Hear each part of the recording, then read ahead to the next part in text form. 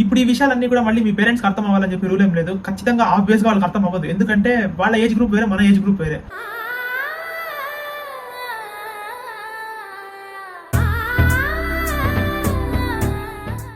Hi guys, welcome back to my YouTube channel. Guys, యాక్చువల్గా ఇంటి దగ్గర ఎక్కువ రష్ ఇంకా సౌండ్ ఉంది. సో దానివల్ల అక్కడ బ్లాక్ చేయలేకపోయాను. అంటే బెంగళూరుకి బయలుదేరిపోయినాను. ఆల్మోస్ట్ ఒక 2 కిలోమీటర్స్ వచ్చాను మదనపల్లి నుంచి. ఒక 120 కిలోమీటర్స్ ఉంటుంది గైస్. మా పీజీకి అయితే ఒక 120 కిలోమీటర్స్ ఉంటుందేమో. కలిసి నేను ఒక 2.5 అవర్ అనుకుంటున్నాను. ఎంత అవుతుందో చూసి చెప్తాను. ఓకే, రోడ్ అంతా బాగానే ఉంది. మధ్యలో ఒక హాఫ్ కిలోమీటర్ ప్యాచ్ అంతే. Okay, let's go. కొంచెం సన్నీగానే ఉంది క్లైమేట్ చూపిస్తే ఎట్లా ఉందని చెప్పి. వర్షం పడకూడదని కూడా కోరుకుంటున్నాను. ఇప్పుడు అయితే సన్నీగా ఉంది, కానీ నేను నమ్మలేము వర్షం పడిపోవచ్చు మధ్యలో. Let's go.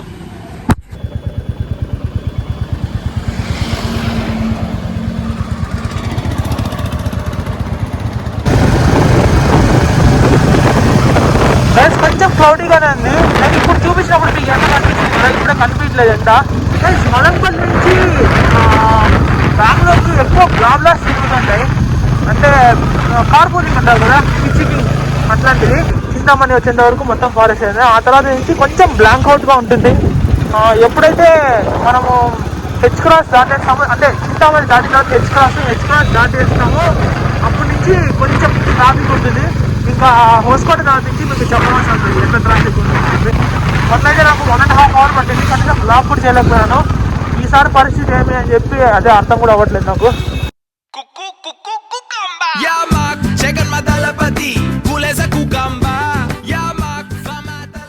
బాగుందంటే యాక్చువల్గా మదనపల్లికి వచ్చాను 1 year అవుతుంది. ఎందుకంటే లాస్ట్ టైం మా అమ్మమ్మ చనిపోయినప్పుడు నేను వచ్చాను ఇక్కడికి.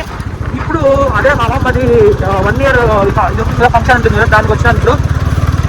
అంటే అప్పుడు చాలా కష్టపడేసాం కదా లాస్ట్ ఇయర్. మా అమ్మమ్మ చనిపోయినప్పుడు బస్ దొరక చాలా ఇబ్బంది పడి ఆ బ్లాస్ కూడా బుక్ చేసుకున్న తర్వాత క్యాన్సిల్ అయిపోయి అదంతా అయింది. లాస్ట్కి మా మామ వాళ్ళ ఇల్లు గృహప్రవేశం కూడా రాలేకపోయాను.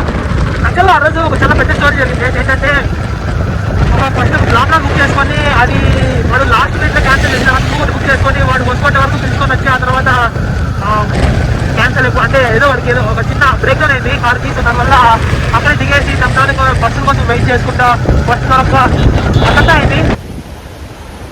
గైస్, మళ్ళీ సేమ్ ప్లేస్లో మొన్న అక్కడి నుంచి ఇక్కడికి వచ్చేటప్పుడు కూడా సేమ్ ప్లేస్లో వ్లాగ్ చేశాను. ఇప్పుడు కూడా సేమ్ ప్లేస్ ఉన్నాయి. కర్ణాటక బార్డర్ ఇది. ఇక్కడి నుంచి ఇంకా మొత్తం కర్ణాటక రోడ్సే. గైస్, మనము ఆల్మోస్ట్ హాఫ్ కంటే ఎక్కువ వచ్చేసాము. టైం వచ్చేసి 5:50 అవుతుంది. ఇప్పుడు స్ట్రైట్ వెళ్తే ఇంకా బెంగళూరు హోస్కోటనే. అంటే హోస్కోటే ఒక 30 కిలోమీటర్స్ ఉంటుందేమో. అక్కడి నుంచి ఒక 17 కిలోమీటర్స్ ఉంటుంది. గైస్, జుట్టంతా గబ్బు పట్టిపోయింది. హెచ్ క్రాస్లో ఉన్నా గైస్. ఇప్పుడు ఆల్మోస్ట్ ఇంకొక 20 కిలోమీటర్స్లో హోస్కోటేనేమో. వర్షం పడింది గైస్ మధ్యలో. లైట్గా తడిసింది నా షర్ట్. హెల్మెట్ కూడా లైట్గా తడిసింది. అందుకే చల్ల క్లైమేట్కి మంచి బజ్జీ తిందామని చెప్పి ఆపినాను. గైస్, వేడి బజ్జీ ఇది. గైస్, నేను ఒక ప్లెజెంట్ సన్సెట్ని చూసి ఎన్ని డేస్ అవుతుందో, ఎన్ని మంత్స్ అవుతుందో కూడా గుర్తులేదు. గైస్, ఇదే ఓరియన్ అప్ టౌన్ మాల్. ఇది హొస్కోటేలో ఉంటుంది. చాలా పెద్ద మాల్ గైస్ ఇది. మనం హొస్కోటేకి వచ్చేసాము.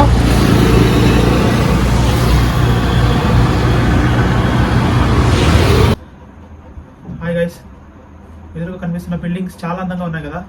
కాకపోతే ఒక్కసారి లోపలికి వెళ్ళిన తర్వాత వైబే ఉండదు. ఫర్ ఎగ్జాంపుల్ తీసుకుంటే నేనే చాలా డ్రీమ్స్ ఉండేటివి నాకు. అంటే అలాంటి బిల్డింగ్లోకి వెళ్ళాలి, నేను కూడా జాబ్ చేయాలి, మంచి జాబ్, పెద్ద బిల్డింగ్లో ఉండాలి, ఒక 20th ఫ్లోర్లో ఉండాలి అని చెప్పి. కాకపోతే ఒక్కసారి లోపలికి పోయిన తర్వాత అనిపించింది ఏంటంటే ఈ బిల్డింగ్స్ అంతా మనకు వద్దు, ఇది అసలు జైలు మాదిరి ఉంది, బయటకు వచ్చేద్దాము, బయట ఇంకా చాలా ఫ్రీడమ్గా ఉంటుందని చెప్పి. ఇలానే ఉంటుంది కార్పొరేట్ లైఫ్ అంటే.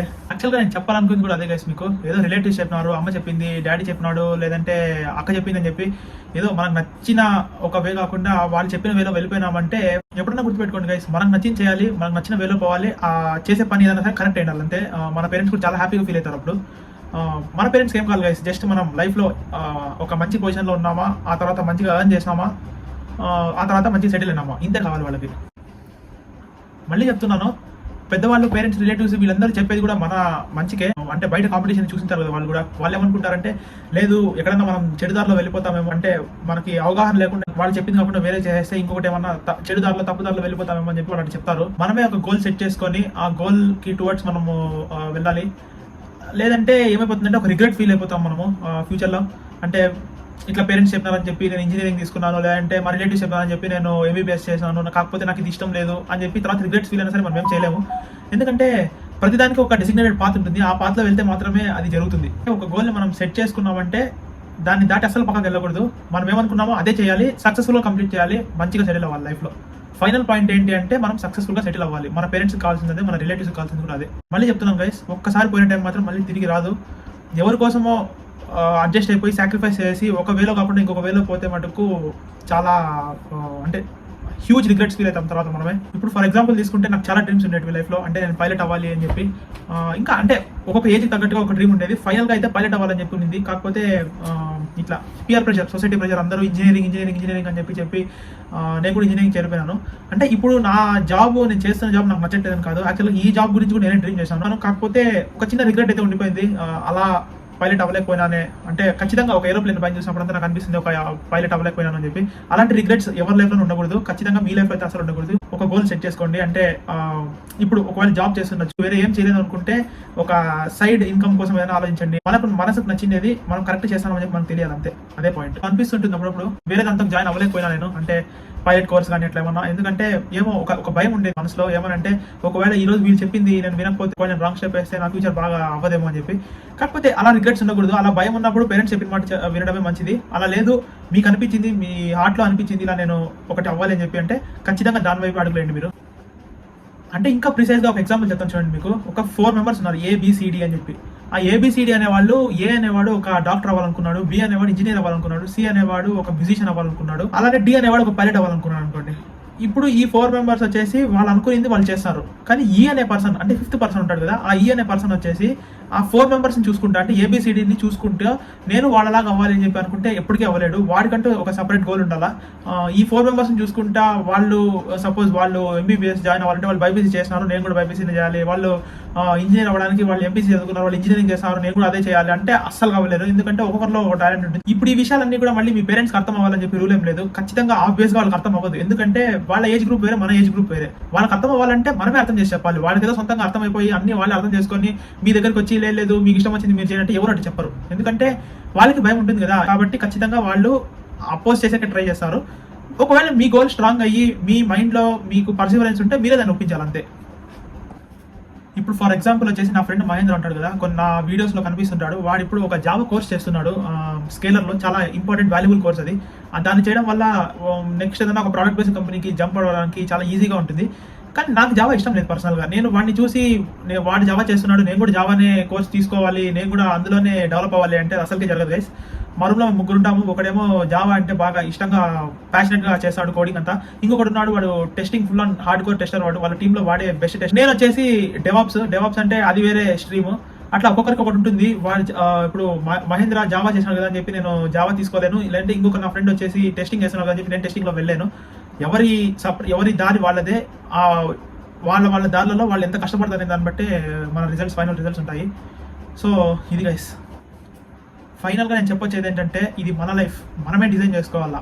ఎన్ని హార్డ్షిప్స్ ఉన్నా మనమే ఫేస్ చేయాలి. ఎవరో వచ్చి మన లైఫ్లో వేలు పెడితే దాన్ని ఆపేంత స్ట్రెంత్ మనకు ఉండాలి. స్ట్రెంత్ ఇన్ ద సెన్స్ మనం గోల్ని డిఫెండ్ చేసుకునేంత సెన్స్ మనకు ఉండాలి. అంటే మనం ఏ వేలో వెళ్తున్నామో ఆ వేలో మనం ఏం చేస్తే కరెక్ట్ అవుతుంది అని చెప్పి. Hope you guys understand. ఈ వీడియో ఇప్పటివరకు నచ్చింటే ఖచ్చితంగా అందరూ లైక్ చేసేయండి. ఈ రోజుకి చాలా గైస్, చాలా ఎక్కువ అయిపోయింది.